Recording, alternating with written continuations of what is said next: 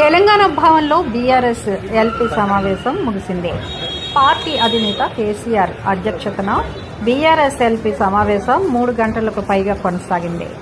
ఈ సందర్భంగా బడ్జెట్ సమావేశాల్లో అనుసరించాల్సిన వ్యూహంపై పార్టీ ఎమ్మెల్యేలు, ఎమ్మెల్సీలకు కేసీఆర్ దిశానిర్దేశం చేశారు. అందరం కలిసి ప్రజా సమస్యల పరిష్కారం కృషి చేద్దామని కేసీఆర్ సూచించారు. అసెంబ్లీ సమావేశాలకు తాను కూడా వస్తున్నానని పార్టీ ప్రతినిధులతో కేసీఆర్ తెలిపారు.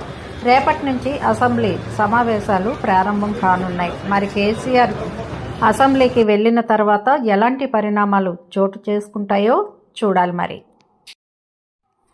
చాలా రోజుల తర్వాత తెలంగాణ భవన్కి విచ్చేసిన కేసీఆర్కి సాదరంగా ఆహ్వానం పలికారు ఎమ్మెల్యేలు, నేతలు, బీఆర్ఎస్ లీడర్స్ అంతా కూడా ఈ మీటింగ్కి హాజరయ్యారు. కాగా రేపు అసెంబ్లీలో ఎలా ఉండబోతుందనేది ఇప్పుడు అంతటా చర్చనీయాంశంగా మారింది.